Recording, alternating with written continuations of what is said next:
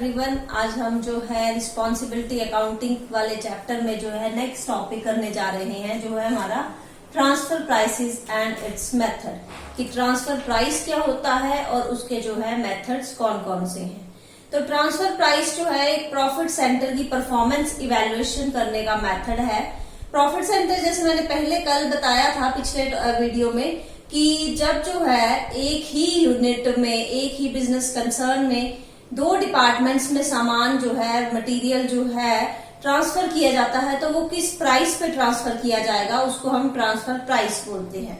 तो transfer price जो है एक तरह की कंपनी के दो डिपार्टमेंट्स के बीच में जब गुड्स और सर्विसेज का एक्सचेंज होता है तो उसकी मॉनेटरी वैल्यू डिटरमाइन की जाती है और उस मॉनेटरी वैल्यू को हम जो है ट्रांसफर प्राइस बोलते हैं। और ट्रांसफर प्राइस का जो क्या इंपॉर्टेंस है, ये ट्रांसफर प्राइस जानना क्यों जरूरी होता है, क्योंकि जो यूनिट मटेरियल ट्रांसफर कर रही है, सेकंड मान लो दो प्रोसेसेस है, फर्स्ट प्रोसेस ए प्रोसेस जो है वो बी को जो है सामान ट्रांसफर कर रही है, तो ए प्रोसेस जो है ट्रांसफर प्रोसेस होगी, उसके लिए वो ट्रांसफर प्राइस जो है रेवेन्यू का काम करेगा, क्योंकि वो गुड्स दे रही है, बदले में उसको जो है मॉनेटरी वैल्यू उसकी मिल रही है।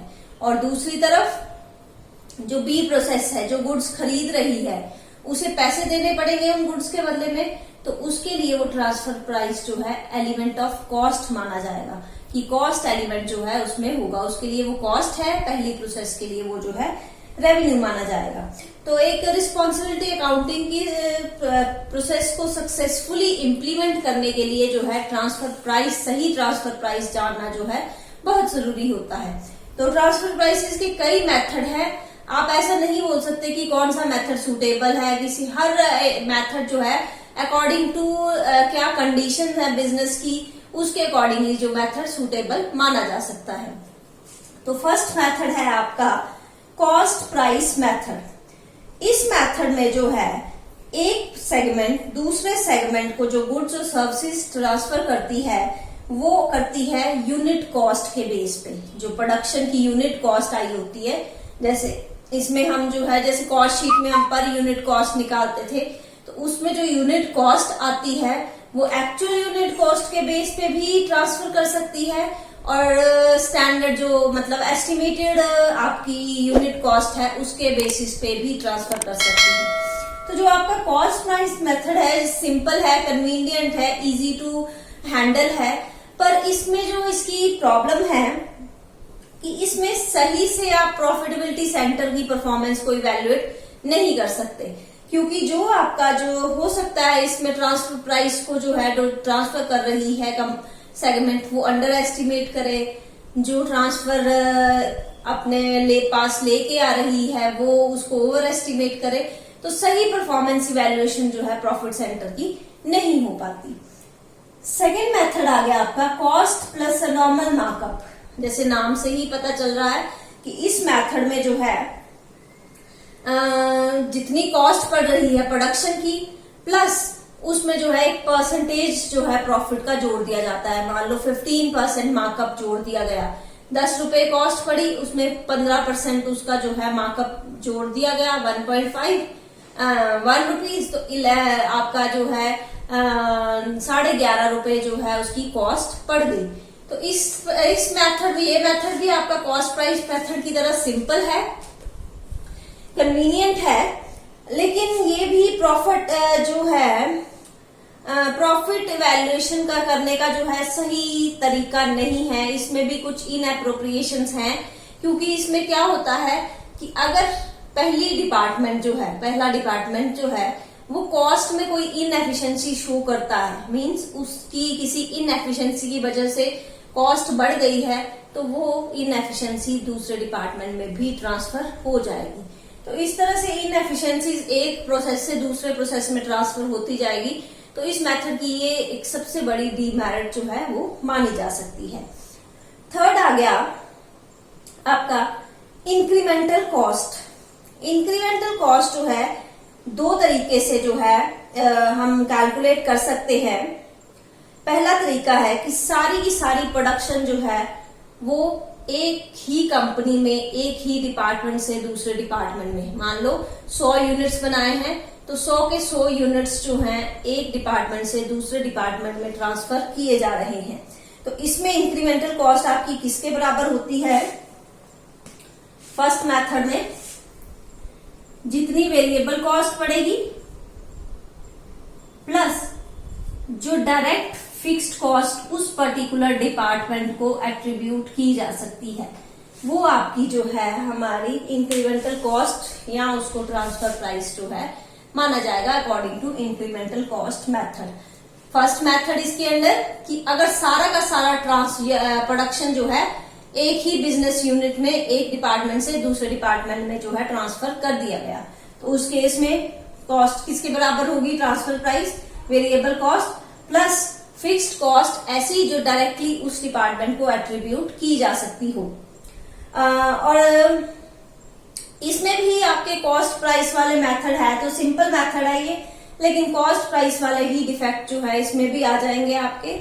और सेकंड अप्रोच है कि जो कंपनी है वो थोड़ा सामान अपने ही सेकंड डिपार्टमेंट को भेज रही है और थोड़ा सामान जो है मार्केट में बेच रही है। तो ये एक सही मेथड है ट्रांसफर प्राइस को अप्रोप्रिएट करने का, क्योंकि इसमें मार्केट में जो प्राइस प्रिवेल हो रहा होता है, जो कि आउटसाइडर कस्टमर से हमने जो है चार्ज किया होता है, वही हम जो है अपनी दूसरी सेगमेंट से भी as a transfer price charge कर सकते हैं।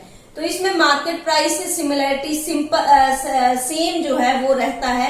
तो ये एक प्रॉफिट इवैल्यूएशन का जो है, प्रॉफिट सेंटर की परफॉर्मेंस इवैल्यूएशन का सही मेथड माना जा सकता है।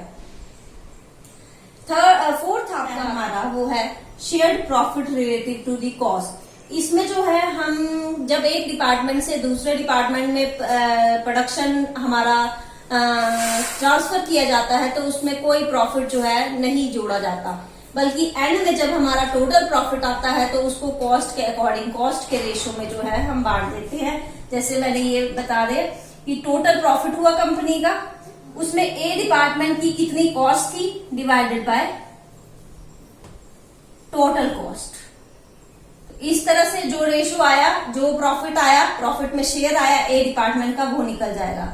इसी तरह डिपार्टमेंट बी की कितनी कॉस्ट थी डिवाइडेड बाय टोटल कॉस्ट, उस रेशो में जो है हम हर एक डिपार्टमेंट को प्रॉफिट जो है बांट देंगे। तो ये भी एक अच्छा मेथड माना जाता है कि इसमें जो है हर एक डिपार्टमेंट को अपनी कॉस्ट के अकॉर्डिंगली, अगर उनकी कॉस्ट में इनएफिशिएंसी है तो उसके अकॉर्डिंगली उनको प्रॉफिट जो है वो मिल जाएगा।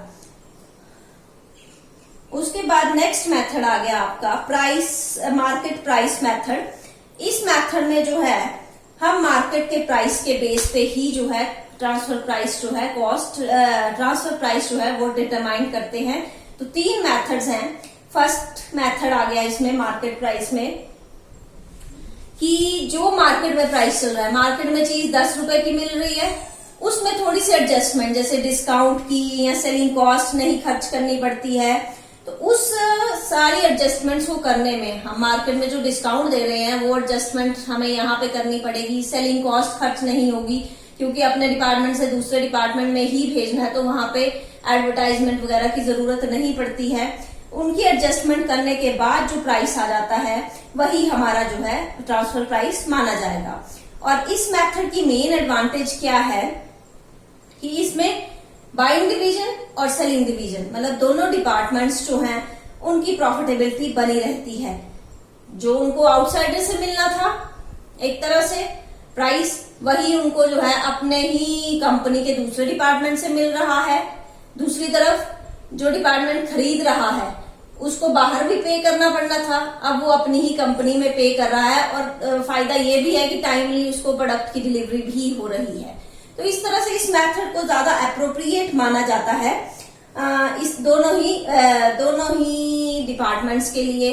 उसके साथ साथ ना कोई सेलिंग एक्सपेंस करने पड़ेंगे, ना हमारी बैड डेट्स होंगी। तो ये सारी चीजें जो है इस मेथड की एक एडवांटेज मानी जाती हैं। और सेकेंड मेथड है कि जहां पे जो है मार्केट प्राइस अवेलेबल ना हो, तो उस केस में हम जो है कॉस्ट में एक नॉर्मल प्रॉफिट जोड़ के जो है रीजनेबल मार्केट प्राइस कैलकुलेट कर सकते हैं। पर इसमें जो है वही बात आ जाएगी कि इनएफिशिएंसी एक डिपार्टमेंट की दूसरे डिपार्टमेंट में जो है ट्रांसफर हो जाएगी। और थर्ड मेथड है कि कंपनी जो है बाहर वालों से बिड्स मंगवा के जो है मार्केट प्राइस जान सकती है। अगर मार्केट प्राइस अवेलेबल नहीं है तो वो बाहर वालों से बिड्स मंगवाएगी उस प्रोडक्ट के लिए और उससे मार्केट प्राइस जान लेगी। लेकिन इस मेथड की भी एक इनएफिशिएंसी है कि इसमें जो है कई बार फॉल्स बिडिंग कर दी जाती है कंपनी की खुद की तरफ से ही, तो वो जो है एक इनएफिशिएंसी ट्रांसफर प्राइस में जो है शो हो सकती है। उसके बाद आ गया आपका स्टैंडर्ड प्राइस कि प्रोडक्शन की कितनी कॉस्ट पड़ रही है या मार्केट कितनी, उसके मार्केट में क्या प्राइस है, उसके बेसिस पे एक एस्टिमेटेड प्राइस जो है वो तय कर लिया जाता है और उसी को ट्रांसफर प्राइस जो है माना जाता है। नेक्स्ट मेथड आ गया आपका नेगोशिएटेड मेथड। इसमें जो है दोनों department, buying department and selling department आपस में नेगोशिएट करते हैं प्राइस के लिए। नेगोशिएशन बार्गेनिंग की जाएगी, फिर जो प्राइस सेट होगा वो दोनों डिपार्टमेंट्स के द्वारा एग्रीड माना जाएगा। और इसमें लेकिन ये मेथड तभी सक्सेसफुल होगा जब दोनों डिपार्टमेंट्स के पास और भी ऑप्शन हो कि अगर यहां से नहीं मिला तो मैं कहीं और से खरीद सकता हूं, तो ये ऑप्शन जो है होने चाहिए। और लास्ट मेथड आ गया ड्यूल और टू वे प्राइस। इसमें दो प्राइस सेट होते हैं, सेलिंग डिपार्टमेंट और प्राइस चार्ज करेगा, बाइंग डिपार्टमेंट और प्राइस जो है कॉस्ट जो है चार्ज करेगा। तो दोनों की परफॉर्मेंस जो है सही ढंग से इवेल्युएट हो सकती है। एंड में जो एक्चुअल प्रॉफिट आएगा वो मैच तो नहीं करेगा, पर इसका फर्क नहीं पड़ता है क्योंकि ट्रांसफर प्राइसिंग जो मेथड्स यूज किए जाते हैं वो सिर्फ इंटरनल एफिशिएंसी को मेजर किए जाते हैं, बाहर वालों से उनका कोई लेना देना नहीं होता। तो ये थे आपके transfer price and it's methods. अब जैसे नेक्स्ट टॉपिक है कि सिलेक्शन कैसे किया जाना चाहिए ट्रांसफर प्राइस मेथड का। तो ये हम किसी भी मेथड को देख के ये नहीं बोल सकते कि ये वाला बेस्ट है या ये वाला सुटेबल है ज्यादा। हर मेथड जो है कंडीशंस पे डिपेंड करता है कि बिजनेस में क्या कंडीशंस हैं, मार्केट में क्या कंडीशंस हैं, उसके बेसिस पे जो है प्राइस मेथड ट्रांसफर प्राइस जो है वो तय किया जाना चाहिए। फिर भी कुछ क्राइटेरिया हैं जैसे कि अकॉर्डिंग टू ऑब्जेक्ट्स होना चाहिए ट्रांसफर प्राइस की ऑब्जेक्ट्स उद्देश्य क्या है। उसके अलावा जो हमारी ट्रांसफरिंग डिवीजन है और जो बाइंग या सेलिंग डिवीजन है उसमें कितनी गुड्स और सर्विसेज की कॉस्ट पड़ रही है, उसके अकॉर्डिंगली गोल्स क्या है पर्टिकुलर डिपार्टमेंट के या प्रॉफिट सेंटर की इवैल्यूएशन कैसे करनी है, मैक्सिमाइजेशन कैसे करनी है अपने गोल्स को अचीव करने के लिए। तो इन चीजों को ध्यान में रख के जो है ट्रांसफर मेथड जो है यूज किया जाता है। तो ये था आपका ट्रांसफर प्राइस और इट्स मेथड्स, या फिर उसके जो है किस तरह से चूज करना है कौन सा मेथड। तो अगर आपको इस किसी भी पॉइंट में किसी तरह की प्रॉब्लम आ रही है तो आप कमेंट सेक्शन में लिख दीजिए, मैं उस पॉइंट को जो है फिर से क्लियर कर दूंगी। Thank you.